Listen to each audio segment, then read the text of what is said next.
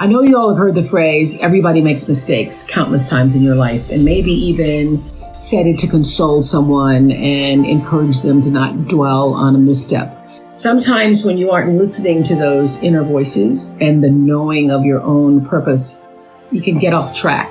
And even when I know how to listen, sometimes if I don't listen, I get off track really quickly. Life is like a wave, and you ride it through the ups and downs, the steady times, and then you anchor yourself in the storms. A mistake is a life experience designed to move you in a different direction. And a mistake might be more important to your supreme destiny than even a triumph.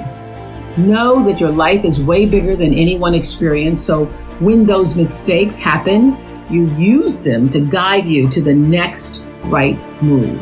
Learn from it. Ask, what is this here to teach me? And then let it go. Life will give you whatever experience is most helpful for the evolution of your consciousness. And how do you know this is the experience you need? Because this is the experience you are having at this moment. 2020 Vision Tour. I met this reporter in Miami. We took some photos together and she said to me, Oprah, next time you see me, I'm going to be so much skinnier. And I replied, well, the next time I see you, hopefully you're going to be as healthy as you can be in that moment. Because right now, this is as healthy as you can be in this moment.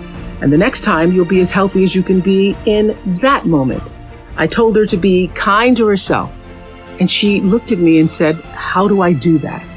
Well, it starts with loving right now who you are, all yourself, your flaws. Take a moment to look at what is really running through your mind about yourself that may be holding you back. The energy of the universe responds to positivity. And so if you're telling yourself you're not slim enough, you're not good enough, when that negative chatter starts in your head, stops, lean away from it. When you let those thoughts of not being enough seep in, you can't really act out the best of yourself.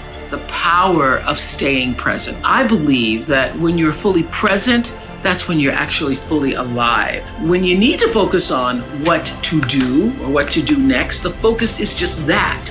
The now becomes your everything. That it's one of the most impactful spiritual practices, knowing the power of now. Living integrity means living in a way that honors your truest self. It's doing the thing that you know you're supposed to do. Only you know what that feels like for you. Everything we've covered in the past several weeks. Examine any moments when your head saying one thing and your spirit is saying another. Letting go of energy that's clouding your vision and holding you back. The energy that you put into constantly rewinding to the resentment only keeps you stuck. You gotta press stop and reject the urge to keep replaying so that you can then fast forward into the now for yourself. Expecting people to do what you would do in a situation only leads to your disappointment. When I think of home, I think of a place where there's love overflowing. To channel your inner Dorothy and think about where you feel most at home, practicing gratitude. It is my single most important life practice, I have to say. Focusing on what you're grateful for increases positive vibrations and feelings of joy. I'm never closed to new ideas, producing new television dramas for OWN, traveling, speaking once COVID loosens its noose. Age is whatever number you choose to feel. The past is gone. The future's not promised to anybody. After you've done all you can, you just stand. You deserve peace. What can you do this week to take a stand for peace in your own life and the lives of those that you love? Now would be the perfect time to ask, what are you waiting for? What's the dream that you've been putting off pursuing until you have more money or you have more courage or you have more time? You can work the nerve to take a big leap, but you cannot work to add more time to the clock or guarantee more days in your life. So all death teaches us, I believe, about life. If it's a teensy tiny step, take that step now. Don't wait. Your legacy is every life you've touched. Your legacy is every life that you've touched. And we like to think of it. I know you have done amazing things with your philanthropy. Internal strength and internal courage it takes to say, no, I will not let you treat me this way, is what success is all about. You are worthy to say no. that it's okay if you say no. It's okay if you say no and then people don't like you. That's really okay. The important thing is how you feel about what you're doing, how you feel about yourself. Turn your wounds into wisdom. You will be wounded many times in your life. You'll make mistakes. Some people will call them failures. But I have learned that failure is really God's way of saying, excuse me, you're moving in the wrong direction. It's just an experience.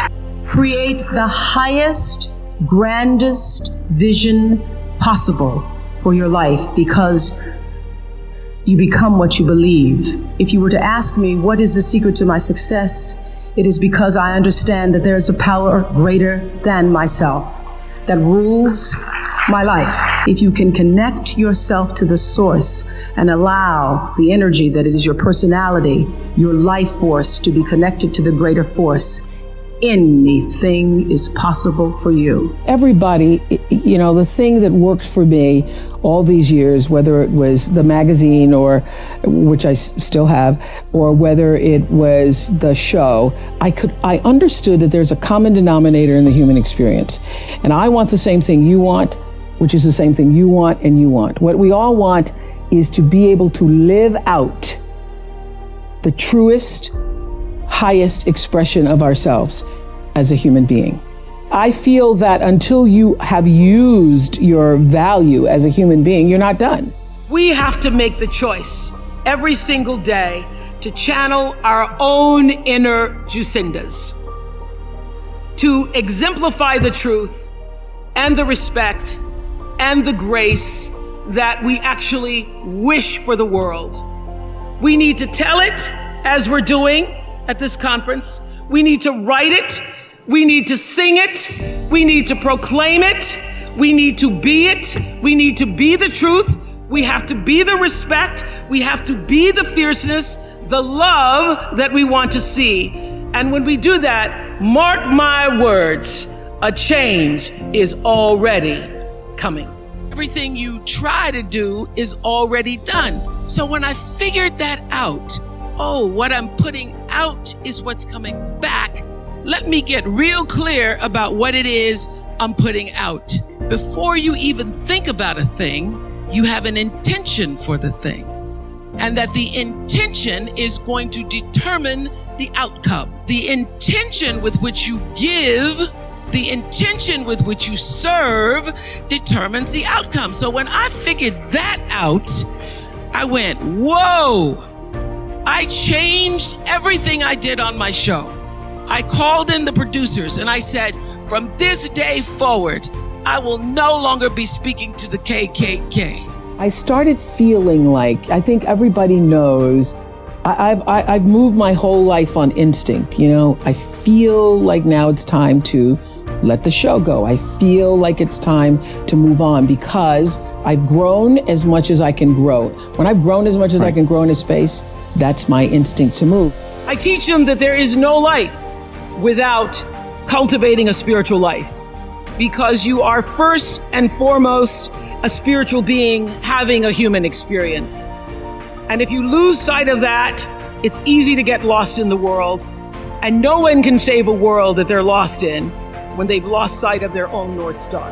It is your job to make yourself whole. Not perfect, but whole.